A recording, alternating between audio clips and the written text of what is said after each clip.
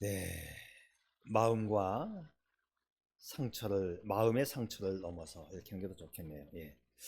요즘 우리 삶이 좀 맑게 개인 듯한 삶이 아니라 흐리고 좀 우중충한 또 우울한 삶이 되는 것 같아요. 장마가 계속 이어졌었고 폭염 또 열대야 그리고 다시 찾아온 코로나 역병 속에서 왠지 불안한 마음도 있고 찝찝합니다. 오늘 우리가 읽은 이 시편 42편의 상황도 우리의 상황과 비슷합니다. 자, 그런데 말이죠. 시편 42편을 이해할 때 시편 42편과 그 다음 장에 있는 43편은 한데 묶여진 한 편의 시로 보는 것이 좋을 것 같아요. 자, 왜냐하면 이 두 편의 시에서 동일한 문장이 같이 반복되고 나옵니다. 그러니까는 한 편의 시인데 둘로 나누어 놓은 것 같아요. 5절과 11절 그 다음 장 5절에서도 후렴구가 똑같이 나오는데 내 영혼아 내가 어찌하여 낙심하며 이 말이 계속 나와요. 상당히 지금 낙심하고 있는 거지요. 내 영혼아 내가 어찌하여 낙심하느냐. 심리적으로 볼 때에 불안하고 낙심되는 상황에서 이 시를 쓰고 있다는 것이지요. 그리고 이 시는 타지에서 이방 땅에서 기록한 것으로 보여집니다. 6절 말씀에서 내가 요르단 땅과 헤르몬과 미살산에서 주를 기억합니다. 이렇게 돼 있어요. 이스라엘 땅에서 볼 때 동쪽은 요단이고 북쪽은 헤르몬산이고 그 요단과 헤르몬산 사이에 미살산, 뭐 산이라기보다는 언덕쯤 되어지는 그 미살산이 있었어요. 지금 이 시인은 자신의 정든 고향을 떠나서 자신의 고향을 기억하면서 이 시를 쓰고 있는 거지요. 그러니까 포로 되어서 바벨론에 끌려간 그 바벨론 땅에서 마음의 상처와 한 맺힌 가슴을 끌어안고 부른 노래가 시편 42편과 43편입니다.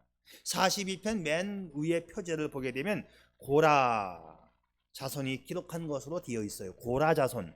고라 자손은 예루살렘 성전에서 찬양과 예배를 인도하던 사람들입니다.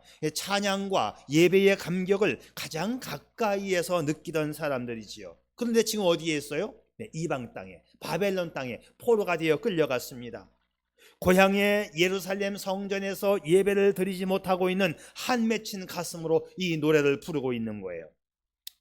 여러분, 우리가 하나님을 믿는 신앙으로 살아가지만 왠지 요즘 답답한 마음으로 살아가고 있다면 이 시편 기자의 마음이나 우리의 마음이나 같을 수가 있습니다. 이 시편 기자의 상태를 보면서 우리의 마음이 위로받을 수 있기를 바랍니다. 자, 이 시편 기자가 무엇 때문에 힘들었을까? 첫 번째는 말 그대로 예루살렘 성전에 갈 수 없음 때문입니다. 과거에 그들은 예루살렘 성전에서 악기를 들고 춤을 추면서 기쁨의 예배를 드렸어요. 근데 더 이상 이제 성전에 갈 수가 없는 겁니다. 예배할 수가 없는 거예요. 이것이 가장 큰 아픔이었습니다. 두 번째는 불신자들의 비방과 조롱 때문에 마음이 아파요. 내 대적이 나를 비방하기를 내 하나님이 어디 계시냐 놀려댑니다. 하나님을 믿는 너희들 왜 그러니? 네 처지를 봐라. 꼴 좋구나. 하나님을 믿으면 이렇게 안 돼야 되잖아. 이렇게 지금 비방하고 있는 거예요. 저도 우리 주변에서 교회를 비방하는 말을 들을 때마다, 정치권에서 기독교를 좀 폄하할 때마다, 성경이 유독 금하고 있는 것을 법으로 정하려고 하고 이 비방하는 것을 보면 화가 나고 기분이 나쁩니다. 세 번째는 점점 악화되고 있는 상황으로 인해서 영적인 위협을 느낍니다.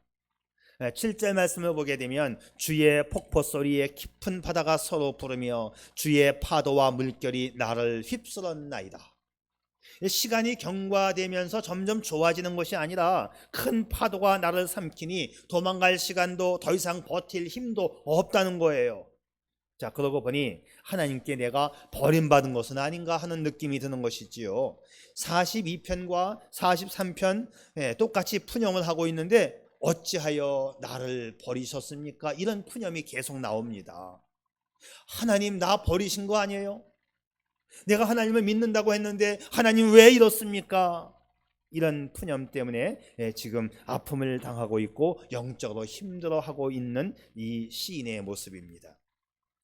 필립 얀시라고 하는 사람이 쓴 책 가운데 하나님에 대한 실망이라고 하는 책이 있어요. 하나님께 실망했습니다는 책인데요, 얀시는 하나님에 대한 실망을 고백하면서도 시편 기자처럼 다시 일어설 수 있는 그 모습을 또 말해주고 있습니다.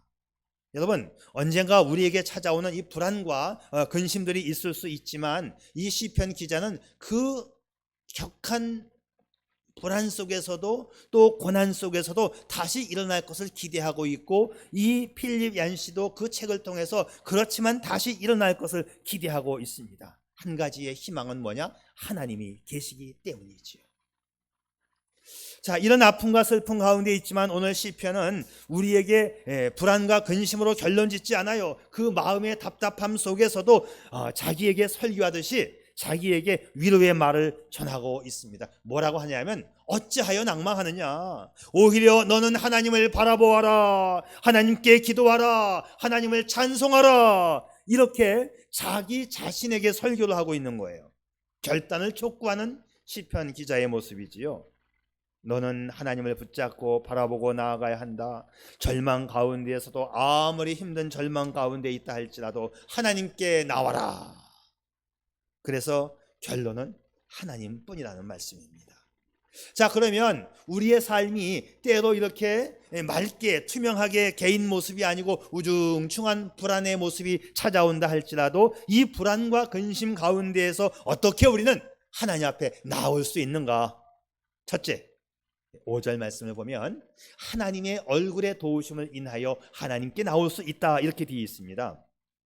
근데 얼굴의 도우심 하면 말이 좀 이해가 안 돼요. 하나님의 강력한 손으로 도와주신다 하면 얼른 이해가 되는데, 얼굴의 도우심은 뭔가? 자, 이것을 이해하기 위해서는 민수기 6장 23절 이하의 이 축복 기도의 내용을 보시면 돼요. 여호와는 내게 복을 주시고 너를 지키시기를 원하며, 여호와는 그 얼굴로 내게 비추사 은혜 베푸시기를 원하며, 여호와는 그 얼굴을 내게로 향하여 드사 평강 주시기를 원하노라. 자, 이 말씀은요, 하나님께서 제사장 아론에게 주시는 말씀인데, 너는 제사장으로서 하나님의 백성들을 축복할 때에 하나님의 그 바라보시는 얼굴을 소개하라. 하나님의 바라보시는 얼굴을 통하여 축복하라는 것입니다. 여러분, 하나님께서 나를 바라보신다. 하나님의 바라보시는 그 얼굴의 의미는 뭘까요? 하나님께서 나를 바라보신다는 것은 전적으로 도와주시겠다는 의사표시입니다. 하나님이 나를 바라보신다. 여러분, 누군가 나를 바라보고 긍정의 메시지를 보내줄 때 우리 힘들지 않습니까? 하나님이 나를 바라보신다. 나를 전적으로 도와주신다는 말씀이에요. 하나님의 얼굴의 광채가 나에게 비칠 때 그 얼굴은 그 자체가 나에게는 은혜가 되는 것입니다. 하나님이 나를 사랑의 눈빛으로 바라보실 때 내 마음에 평강이 찾아오는 것이지요.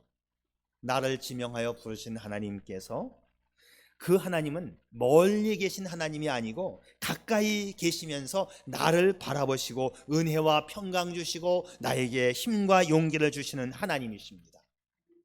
자, 은혜의 하나님, 평강의 하나님, 은혜와 평강을 주시는 하나님 하는데, 성경을 보게 되면 은혜와 평강이 함께 붙어 나오지만 이 순서가 바뀐 적이 한 번도 없습니다. 은혜와 평강, 이 순서가 먼저, 은혜가 먼저 와야 돼요. 하나님 앞에 은혜를 받은 자, 하나님 앞에 구원을 받은 자여야만 평강이 찾아오는 것이지요. 여러분, 하나님의 구원받지 못한 사람은 그 마음에 평강이 찾아올 수 없습니다. 하나님의 바라보심이 우리에게는 은혜가 되고 하나님의 바라보심이 우리에게 평강이 되시는 줄 믿으시기를 바랍니다. 하나님이 바라보신다. 하나님의 얼굴을 구할 수 있는 저와 여러분 될 수 있기를 바랍니다. 오래전 얘기인데요, 이제 꽤 오래됐네. 형남이가 5살 때 어린이 축구단에 들어간 적이 있었어요. 근데 이 팀의 축구 코치가 포지션을 아주 잘 짭니다. 축구에 대해서 아주 적극적인 아이는 공격수로 세우고 조금 소극적인 아이는 수비를 맡기더라고요. 근데 말을 좋게 해서 그렇지, 사실대로 말하면 잘하는 아이는 공격수고 못하는 아이는 수비수에 맡기는 거지요. 근데 이제 형남이가 수비를 맡았어요. 그것도 맨 뒤에 있는 수비. 뭐 그래도 괜찮아요. 뭐 좋아서 그냥 운동장에서 뛰어다니고 있으니까 그냥 좋았습니다. 근데 그날 이제 다른 팀과 시합을 하는데 상대편의 이 중앙 공격수로 나온 아이는 뭘 먹었는지 5살짜리 애가 힘도 크고 세고 키도 크고 공을 몰고 오면 방어가 안 되는 거예요. 그냥 애들이 쭈삣쭈삣하다가 다 나가 떨어지고 그냥 골을 먹곤 했었습니다.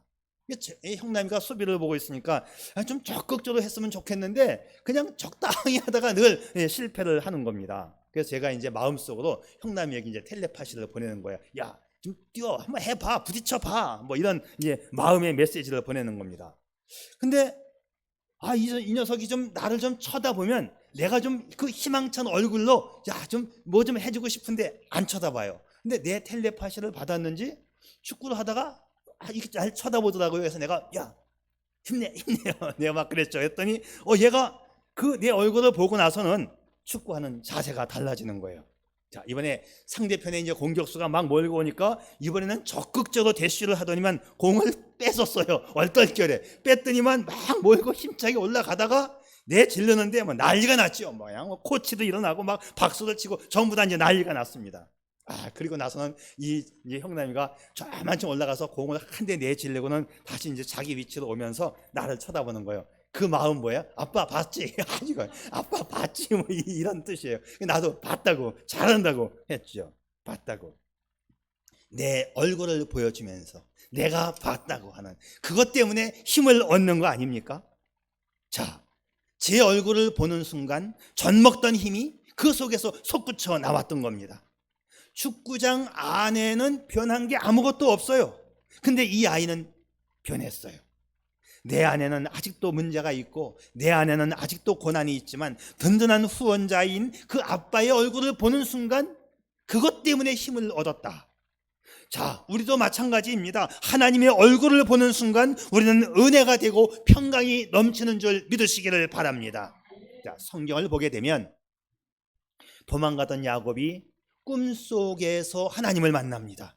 그리고 그가 고백하기를 여기가 바로 베델이구나 이렇게 얘기해. 베델, 하나님의 집이죠. 여기에 하나님이 계시는구나 하면서 그 자리에서 하나님 앞에 예배를 드립니다. 모든 것을 다 잃어버린 욥, 비극적인 상황 가운데에서도 엄청난 것을 깨달았습니다. 하나님은 여전히 하나님이시여. 하나님은 모든 것을 창조하시고 모든 것을 다스리시는 하나님이시여. 욥은 그걸 깨달았습니다. 그 하나님을 바라보는 그 순간에도 사실 모든 것이 변하지 않았지만 모든 것이 변하게 된 것입니다. 이게 하나님의 얼굴을 구하는 거지요.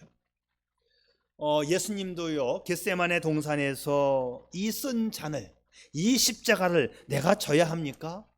고민하고 있다가 하나님의 뜻을 발견하게 됩니다. 아버지의 얼굴을 보는 순간 아버지의 뜻을 알게 되고 아직도 그 쓴 잔은 골고다 언덕 위에 있었지만 모든 것을 아버지께 맡길 수 있게 되었지요. 하나님은 오늘도 능력의 광채이신 그 얼굴로 아픔과 상처를 안고 있는 당신을 보고 계십니다. 오늘 예배 드리는 이 가운데 그 주님의 얼굴 만나기를 축복합니다. 아멘. 그렇습니다. 첫째는 하나님의 얼굴을 인하여서 우리는 힘을 얻을 수가 있어요. 두 번째는 영적인 깨달음을 통해서 역경을 이겨낼 수 있습니다. 영적인 깨달음이 필요해요. 자, 오늘 7절 말씀을 보게 되면 주의 폭포 소리에 깊은 바다가 서로 부르며 주의 모든 파도와 물결이 나를 휩쓸었나이다 했어요. 자, 이 말씀을 보면 나를 침몰시키고 나를 휩쓸어가는 그 폭포와 파도가 누구로부터 온 걸로 되어 있습니까? 주의 폭포 소리, 주의 모든 파도와 물결. 이 모든 폭포와 파도와 물결은 그 출처가 주님께로부터 온 폭풍과 파도라고 고백하고 있습니다. 이런 영적인 통찰력이 있었기에 시편 기자는 이겨낼 수 있었던 것이지요. 어려움이 찾아오고 있어. 힘들어 나 지금. 그럼에도 불구하고 이 상황, 이 어려움은 바로 주님이 주신 어려움일 수가 있다는 거예요. 이런 영적인 통찰력이 있기를 바랍니다. 우리 얼마나 어렵습니까? 여러분, 근데 주님이 주신 거라면 이길 수 있지 않습니까? 이겨야 하고 이길 수 있는 것입니다. 자, 우리가요, 인생에 찾아오는 파도와 폭풍우는 셋 중에 하나입니다. 첫째, 내가 잘못해서 경험하게 되는 인생의 역경이 있지요. 두 번째는 사탄에 의해서 찾아오는 인생의 역경이 있고, 세 번째는 하나님께서 직접 허락하시는 인생의 역경이 있습니다. 사람들은 이 다양한 모습의 풍랑이 내 인생 가운데 몰아치니까 갈피를 잡지 못해요. 그래서 점을 보러 간다, 뒤틀린 팔자를 잡아보려고 부적을 사붙이고 요란을 떱니다. 그러나 원인을 바로 알면 제대로 대처를 하게 되고 문제를 해결할 수 있는 것이지요. 내가 잘못한 것은 하나님께 회개하고 기도하면서 내가 해결하면 돼요. 두 번째, 사탄에게서 온 것도 강력한 믿음으로 물리쳐야 합니다. 그런데 여기서 중요한 것, 사탄에 의한 것, 사탄이 우리를 유혹하고 우리를 믿음에서 떠나가게 하려고 사탄이 접근합니다. 사탄에 의한 것은 믿음으로 물리쳐야 하는데, 여러분, 우리가요 아예 믿음이 없으면 사탄이 접근도 안 합니다. 왜 그럴까요? 믿음 없는 사람은 내버려둬도 믿음이 없으니까 하나님의 사람이 될 수가 없어. 그러니까는 사탄이가 나를 접근하는 것 같지가 않다 싶으면 내가 믿음이 없기 때문입니다. 쓸모없어. 그냥 그대로 그 상태가 좋아. 사탄이가 신경도 안 쓰고 내버려둬요. 이거 참 문제 있는 거지요. 그러나 사탄이 접근하여 공격하는 사람은 그래도 믿음이 있는 사람이에요. 그대로 놔두면 믿음이 좋아질 것 같으니까 접근하여 자꾸 유혹하는 겁니다. 오늘 교회 안 가도 돼. 앞으로 50년은 더 예수 믿을 터인데 오늘 교회 안 간다고 뭐가 되니? 계속 우리를 유혹합니다. 사탄이 우리를 믿음에서 떠나가게 하는 그 유혹들은 아직도 내가 믿음이 있기 때문이에요. 이거 잘 기억해야 합니다. 마지막 세 번째, 하나님이 허락하신 폭포와 파도라고 한다면 당연히 이것도 믿음으로 이겨내야죠. 하나님이 주신 내 삶의 역경이라고 하는 것은 나를 성숙시키기 위하여 주시는 역경입니다. 성경 말씀에 보게 되면 하나님이 시험을 허락하시되 감당할 시험만 허락하신다 했습니다. 그리고 시험 당할 즈음에 또한 피할 길을 내사 능히 감당할 수 있게 하신다고 했어요. 사랑하는 성도 여러분, 역경을 바라보는 나의 모습이 바뀔 수 있기를 바랍니다. 나의 믿음을 성장시키기 위해서 하나님이 허락하신 인생 역경이라면 믿음을 가지고 이겨낼 수 있기를 바랍니다. 그 결과는 축복이기 때문에 그렇습니다. 19세기의 스코틀랜드의 교계 지도자이고 목사님이신 이 알렉산더 맥클라인이라고 하는 분이 있었어요. 이분이 어려서 다리에 치명적인 부상을 입고 불구자가 되었어요. 평생 불편함과 심한 통증과 함께 살아가야만 했습니다.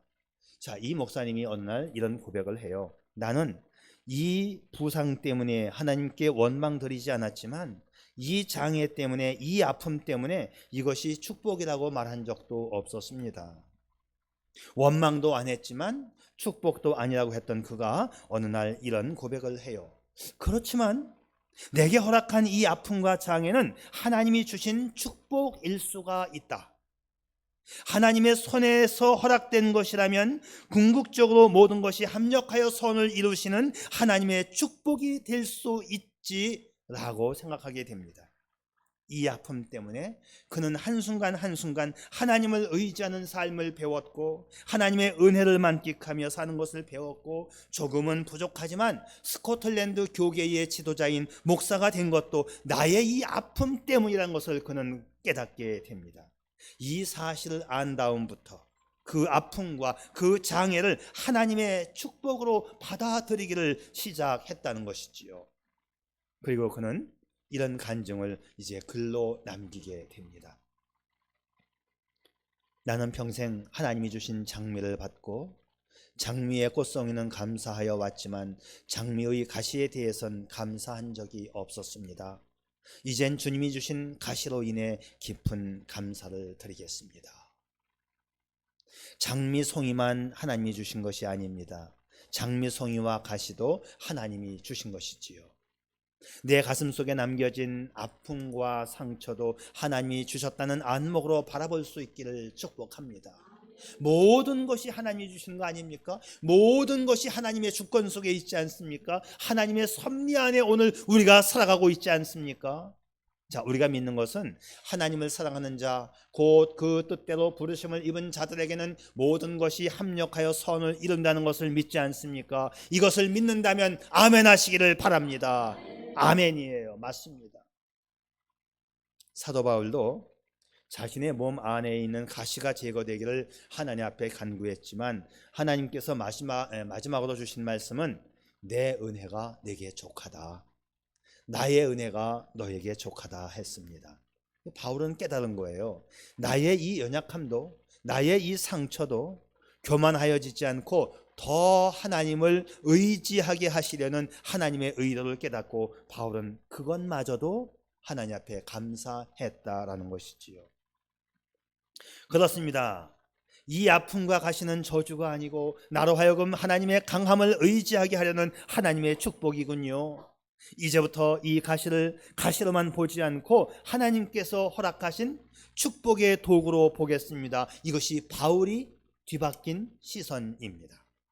여러분, 영적인 아픔과 슬픔 가운데에서도 우리가 하나님 앞에 진정으로 감사드리게 되는 것은 우리의 현실을 영적으로 바라보고 영적인 깨달음이 있을 때 그것을 깨닫게 되는 것입니다. 여러분, 우리의 생애를 지금까지 인도하신 분이 하나님이시라면 지금 내가 겪고 있는 이 아픔과 어려움도 궁극적으로 하나님께서 허락하심을 믿고 그분을 붙잡고 다시 일어설 수 있기를 바랍니다. 모든 아픔과 상처를 하나님 앞에 내어놓고 오히려 이것들로 인해서 감사드릴 수 있는 여러분이 되시기를 주님의 이름으로 축복합니다. 자, 우리가 이 모든 것을 극복할 수 있는 중요한 이유는 마침내 나를 주님의 말씀으로 인도하고 주님의 축복으로 인도하기 때문이에요. 오늘 말씀이 참 재미있는데요. 인생 파도와 폭풍도 주님이 주셨다고 고백해요. 그리고 인생 축복도 주님의 것이라고 고백합니다. 이거 얼마나 멋진 고백입니까? 내 인생에 일어나는 이 모든 것들이 다 주님이 주신 것이다. 그리고 마지막에 주님은 나를 축복으로 인도하신다. 이 고백이 시편 기자에게 있었던 것입니다. 43편 3절 말씀을 보면 축복을 주님의 것으로 고백하는데요. 주의 빛과 진리를 보내어 나를 인도하사 주의 거룩한 산과 주께서 계시는 곳에 이르게 하소서. 자, 이 말씀 굉장한 신앙 고백인데요. 처음 출발은 주의 빛과 진리로 출발합니다. 그런데 최종 종착지는 주님 계시는 곳입니다.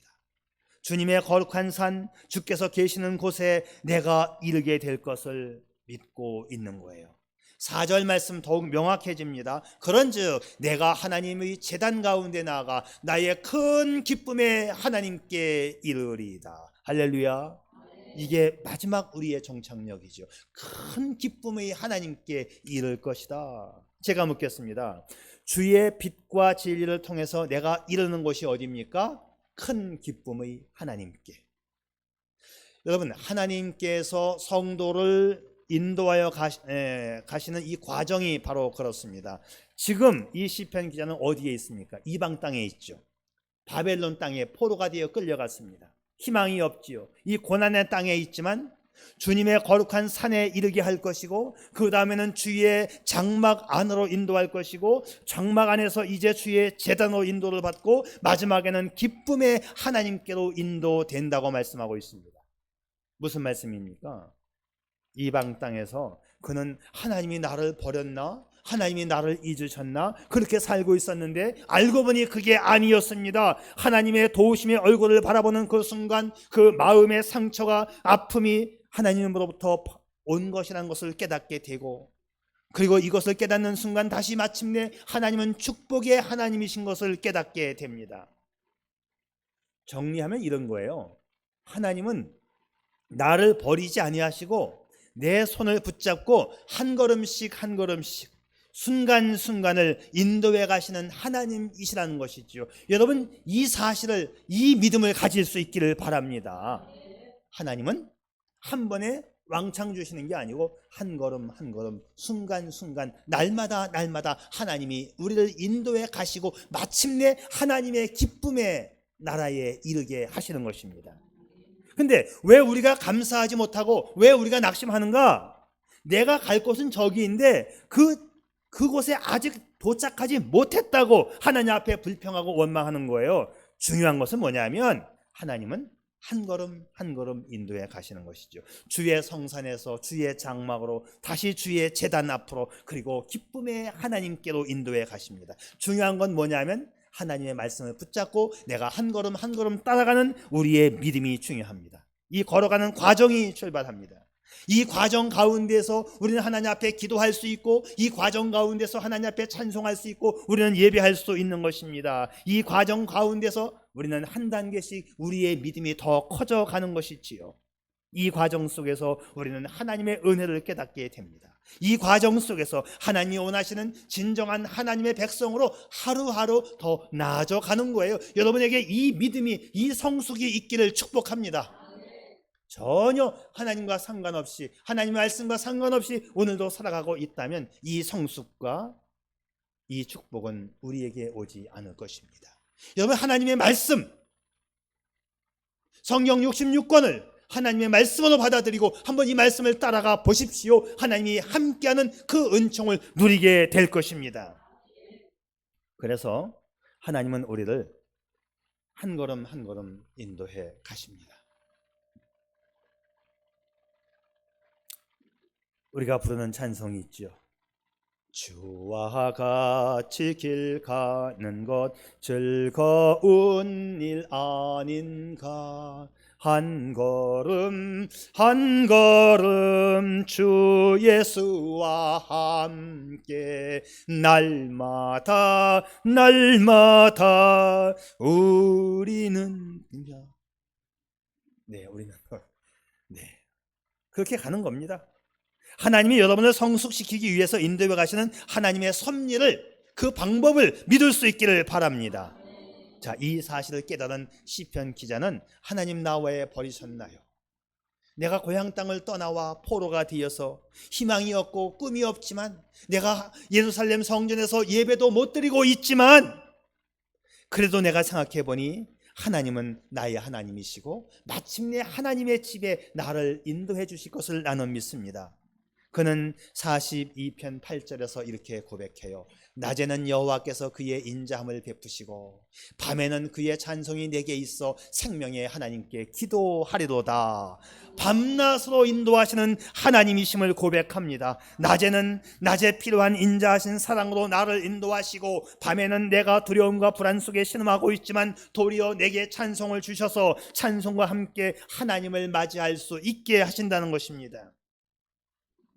마침내 나를 기쁨의 하나님께로 인도해 가시는 이 놀라운 섭리로 인하여서 먼저 감사할 수 있기를 바랍니다. 이 하나님을 찬양하며 예배하는 저와 여러분 되시기를 축복합니다. 낮에는 그의 인도하심으로 밤에는 그의 찬양으로 우리의 가슴을 채워주시는 것이지요. 오늘 이 하나님 만나시고 하나님으로 인하여 모든 아픔 가운데에서도 놀라운 치유와 회복을 경험하시기를 주님의 이름으로 축복합니다. 그러면 그때 우리는 이런 찬양을 부를 수 있을 거예요. 하나님 한 번도 나를 실망시킨 적 없으시고 언제나 공평과 은혜로 나를 지키셨네. 오 신실하신 주, 오 신실하신 주, 내 너를 떠나지도 않으리라, 내 너를 버리지도 않으리라 약속하셨던 주님, 그 약속을 지키사 이후로도 영원토록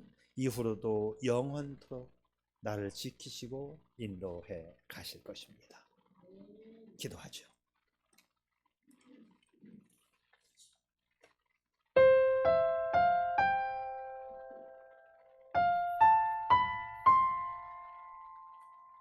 무더운 여름을 보내면서 당신의 가슴 속에 남는 것은 어떤 감정인가요? 오늘의 시편 기자는 나라와 예배드릴 처소를 잃었으며 이런 것들이 회복될 소망이란 보이지 않았습니다. 당신도 시편 기자처럼 나로서는 어찌할 수 없다고 체념하며 주저앉은 상태인가요? 그러나 오늘의 시편 기자는 신실하신 하나님을 다시 붙잡고 일어섰습니다. 오늘 당신이 그런 아픔과 상처를 가지고 있다면 새롭게 다가오시는 하나님을 만나시기 바랍니다. 은혜의 얼굴로 당신을 지켜보시고 그 하나님은 오늘도 당신의 창조주로 당신과 함께 하십니다. 당신이 아파 신음하며 눈물 지는 통한의 상처를 주님은 아십니다. 그 아픔을 치유하기 위하여 한 걸음씩 한 걸음씩 당신에게로 다가오시는 주님이십니다. 중요한 것은 그 신음하는 현장에서도 다시 하나님을 바라보는 믿음입니다. 다시 일어서서 하나님을 바라보는 당신, 기도하고 찬송하고 예배하는 당신이라면 마침내 한 번도 실망시킨 적 없으신 그 주님께서 당신의 손을 잡아 일으켜 주실 것입니다. 그 위로와 소망의 하나님으로 인하여 다시 회복되고 일어서는 당신이기를 축복합니다. 아멘. 오 아버지 하나님, 이 자리에 나와서 예배하는 주의 백성들 나름대로 아픔과 걱정거리를 가지고 왔습니다. 그런데 감사합니다. 하나님의 얼굴에 도우심을 바라볼 때 그동안 내게 있던 가시와 아픔이 오늘 말씀을 보니 하나님께로 다 온 것임을 알게 되었네요. 그러하기에 너무 조급하지 않고 너무 빨리 가고자 목적지에 빨리 도착하지 않는다고 안달하지 않으면서도 불평하지 않으면서도 오직 하나님의 인도하심 한 걸음 한 걸음 순간순간 인도하시는 이 하나님을 믿고 하나님과 더불어 함께 살아가는 그 믿음의 사람이 되게 해 주시옵소서. 힘들고 어려워도 오늘을 감사할 수 있게 해 주시옵소서. 오늘 내 마음속에 하나님을 향한 그 기대와 그 소망이 있으니까 이 소망을 붙잡고 다시 하나님과 함께 걸어가는 믿음의 성도 반석교회 되게 해 주시옵소서. 마침내 하나님의 나라에 임하게 될 줄 믿사옵고 이 모든 말씀 우리 구주 예수님의 이름으로 기도 올리옵나이다. 아멘.